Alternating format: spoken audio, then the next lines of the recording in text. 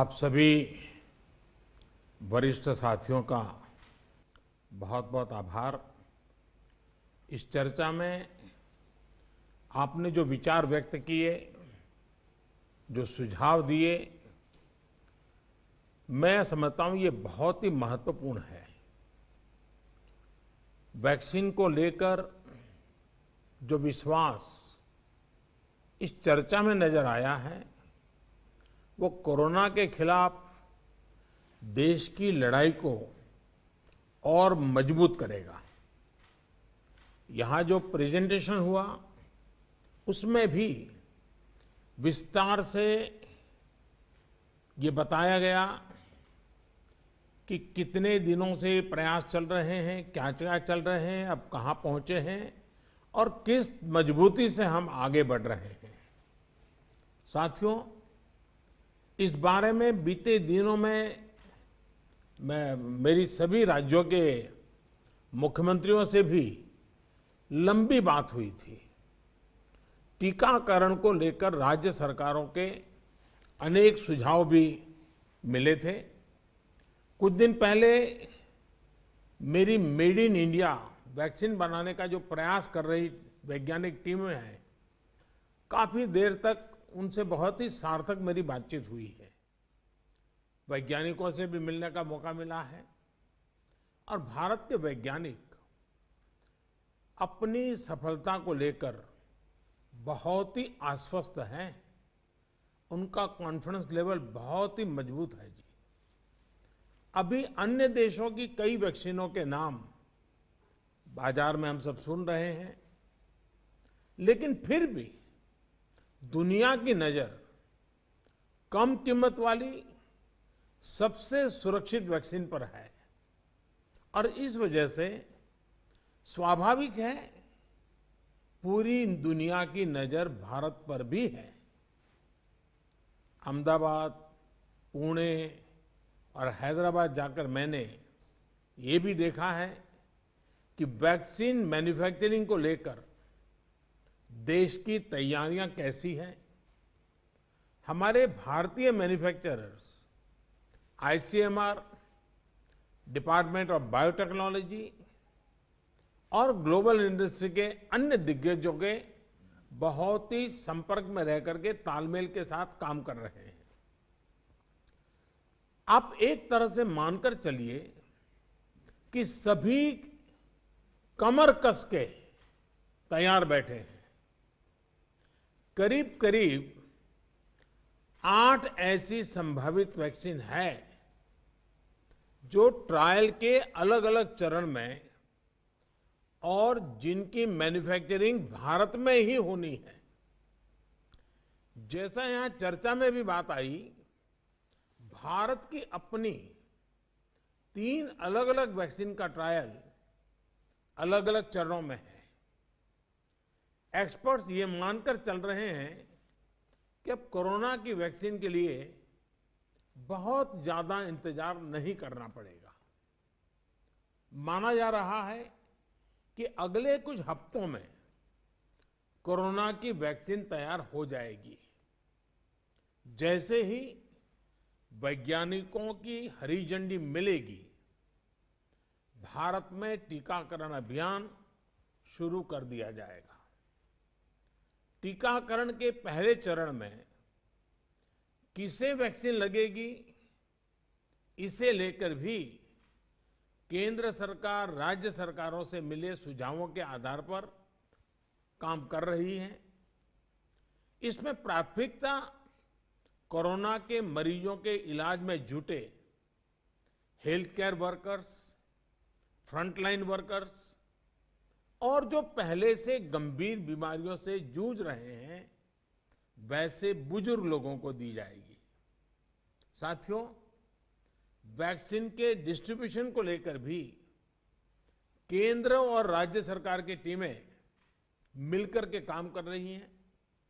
भारत के पास vaccine distribution expertise और capacity भी है। दुनिया के अन्य देशों के मुकाबले इस क्षेत्र में हम बहुत बेहतर हैं। हमारे पास टीकाकरण के लिए दुनिया का बहुत बड़ा और अनुभवी नेटवर्क भी मौजूद है। इसका पूरा लाभ उठाया जाएगा। जो कुछ अतिरिक्त कोल्ड चेन इक्विपमेंट, अन्य लॉजिस्टिक की जरूरत पड़ेगी, राज्य सरकारों की मदद से उसका भी आकलन हो रहा है। कोल्ड चेन को और मजबूत करने के लिए भी साथ ही साथ अनेक नए प्रकल्प भी चल रहे हैं, कई और नए प्रयास भी चल रहे हैं। भारत ने एक विशेष सॉफ्टवेयर भी बनाया है, कोविन, जिसमें कोरोना वैक्सीन के लाभार्थी वैक्सीन के उपलब्ध स्टॉक और स्टोरेज से जुड़ी रियल टाइम इंफॉर्मेशन रहेगी। भारत में कोरोना वैक्सीन की रिसर्च से जुड़े दायित्व के लिए विशेष टास्क फोर्स का गठन किया गया था और वैक्सीन से जुड़े अभियान का दायित्व नेशनल एक्सपर्ट ग्रुप को दिया गया है।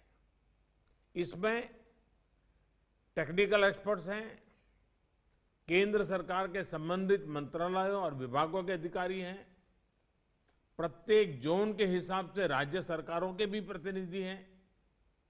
ये नेशनल एक्सपर्ट ग्रुप राज्य सरकारों के साथ मिलकर के काम कर रहा है। राष्ट्रीय और स्थानीय हर जरूरत के मुताबिक फैसले नेशनल एक्सपर्ट ग्रुप द्वारा सामूहिक तौर पर लिए जाएंगे।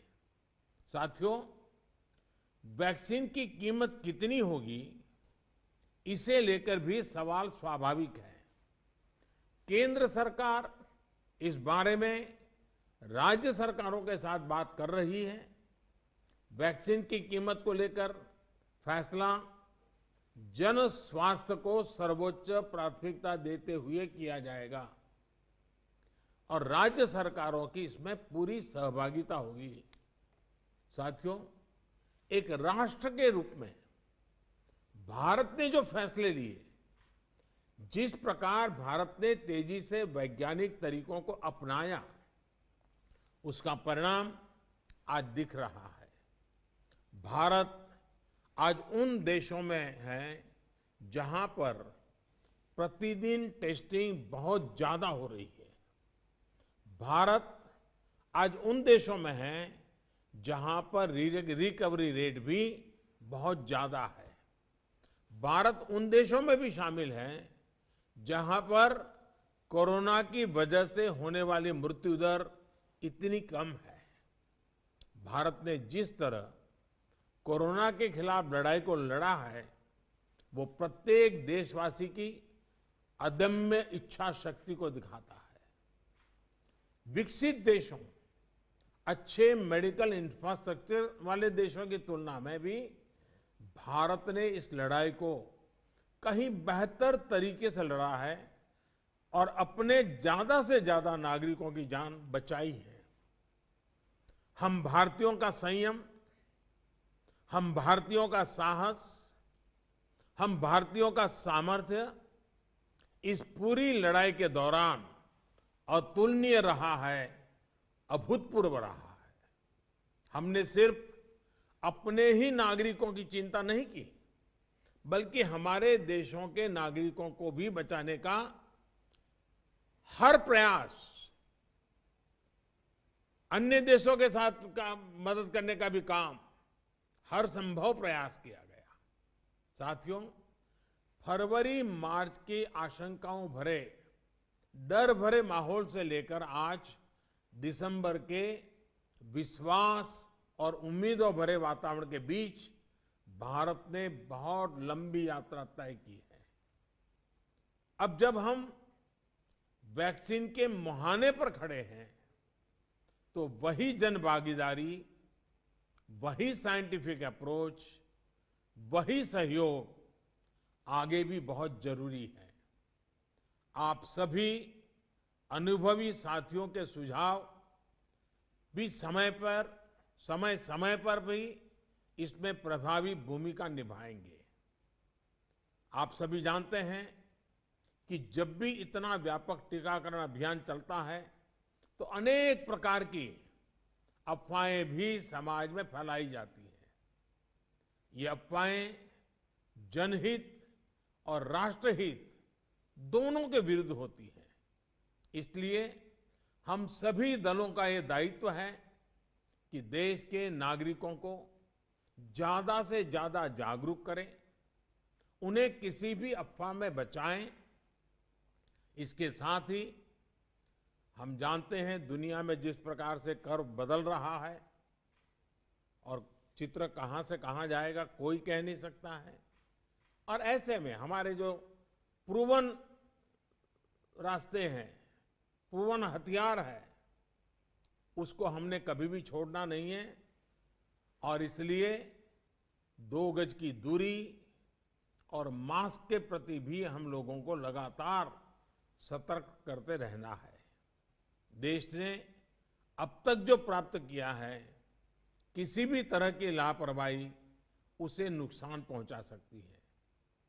मैं सभी राजनीतिक दलों के महानुभावों से आग्रह करूंगा, हर एक को आज बोलने का अवसर नहीं मिला है, लेकिन मेरी प्रार्थना है कि आप लिखित भेजिए। आपके सुझाव बहुत काम आएंगे, आपके सुझावों को गंभीरता से लिया जाएगा और योजना में वो भी बहुत पूरक होंगे। इन सभी आग्रह के साथ मैं आज आप सभी का बहुत बहुत आभार व्यक्त करता हूं। आपने समय निकाला, बहुत बहुत धन्यवाद।